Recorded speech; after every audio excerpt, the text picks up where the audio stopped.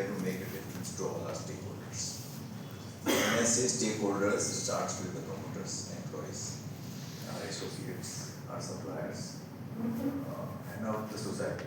So we walk that extra mile in making a big difference to them. Now coming specifically to farmers, we buy huge quantities of coconuts. So we have over a period of time started buying directly from them. Earlier they used to transfer goods from the farm to the trading markets in Pollachi or Calicut or Cochin. And then we buy from them, so there is extra freight and all that intermediates.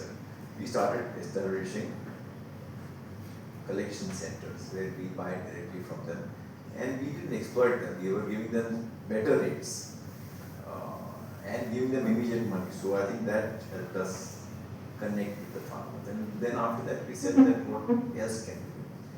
And we realized that we have our own coconut farms in factories just to understand what kind of yields can we get.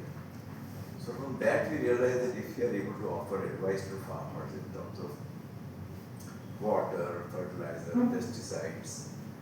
So we recruited a whole team of agri staff, and today we are covering more than 1 lakh farmers, visiting them, and that has led to an increase of 17% in their productivity.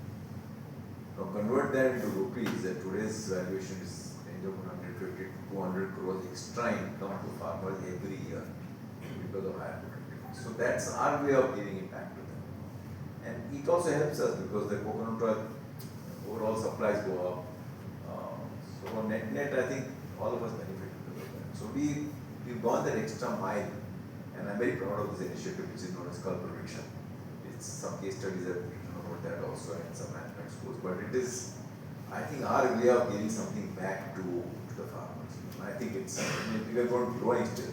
1 lakh will become 2 lakhs over a period of time. Thank you, Mr. Mariwala. Down here. Just wanted to ask a question throughout this talk. I think what stood out to me was Marico's ability to identify opportunities and identify markets very quickly, and then go all out whether acquiring or otherwise. So just wanted to ask in this, in the realm of being able to identify opportunities well. What are your thoughts? Is there something Marico does? Is there a differentiator, method, some other secret sauce? No, I think ultimately it's connected to the consumer, looking at consumer trends. Opportunities most of the time, many of the trends start from the West. Trend towards organic, trend towards natural, the trend towards shifting to some other hair care products or serums. So one is to track what is happening outside in terms of trends and see what will happen to India. Other is to go on talking to the consumers and identifying the gaps. So the third is, okay, if you're not able to identify trends, not able to identify opportunities, if you missed out something, then we are acquiring a brand which does that. So continuous search for growth initiatives in a focused area. We believe that we should only be in beauty and wellness. We have one fabric care brand and Revive, but apart from that, everything is beauty and wellness. So within that, we want to be market leaders, whatever we do, and then look at the opportunities in, say, hair care. So we start with hair oil, then we have hair gels, hair serums, hair fall solutions. So just look at what is happening around that area and then go on plugging that. So it's a continuous process of evaluating what's happening outside, talking to consumer, looking at opportunities through acquisitions, and that's how we go on growing.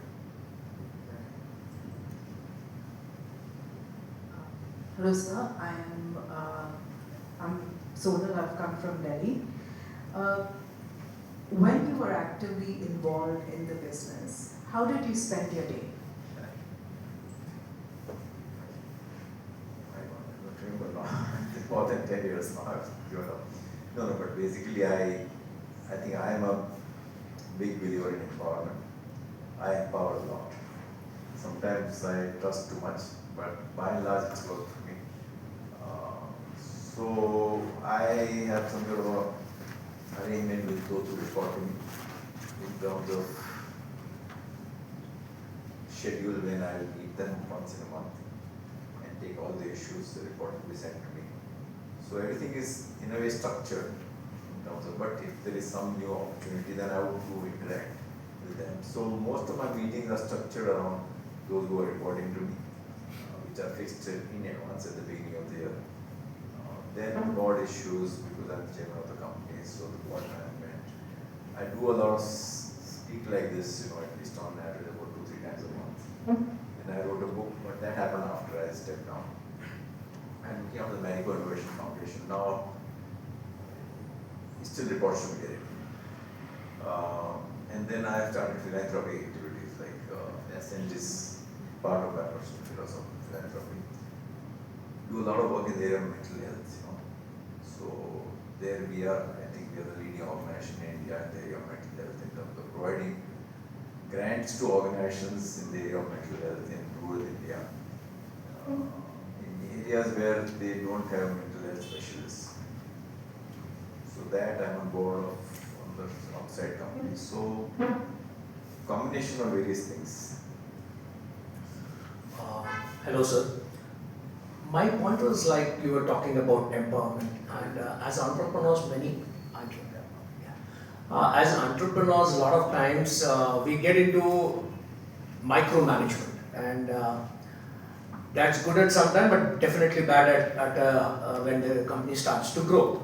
Can you give us some ideas, some in maybe little detail possible? How do we overcome this? This is a problem which I feel, with some, it needs a lot of working. I'm sure you have done it also. So could you share little detail on that, sir? No, you're absolutely right. I think I've seen that many entrepreneurs, they are so much in love with their own business, they are not able to dedicate. They are not able to recruit good talent. You have to recruit talent which is better than you in that particular subject. The moment that talent is better than you, they will start getting empowered themselves.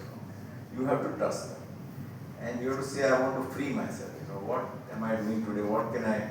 So how do I free myself so that I can do newer things? So it's a lot of adjustment at the entrepreneur end. The mindset has to be okay. I want to empower. I want to delegate. I want to free myself. I want to attract better talent, which is better than me, so that it will have a better impact on the business. And then take a risk. Sometimes things may not work out, but by and large, it's the quality of talent. I think the most important thing is empowerment goes hand in hand with good quality talent. If the quality of talent is not good, then you'll say, okay, you ask me to empower and see what happens. You don't think that. So ultimately, you are delegating, not abdicating responsibilities. You are delegating responsibility after judging that talent. So initially, if you take somebody new, you may want to not empower that much, but once you get that confidence, then you can say, okay, now for these decisions, come to me. These decisions you take on your own, and to that extent, you free yourself. Otherwise, your role shifts when you are starting a business.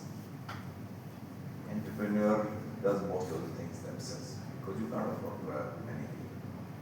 So you are doing things. The moment the business increases, then you have a team. Then the role shifts from doing things to getting things done, which is very different. You are not doing things, but you are getting things done, which means that you need to be aligned with your team, which needs to be clear that, okay, how will they interact with each other? What is the team building? What are the processes of tracking? So your role completely shifts to getting things done. And when you become much larger, you are going beyond that. You are influencing others. Those who may not be reporting to yours. So again, the role changes. So I think it all depends on the stages of your entrepreneurial journey.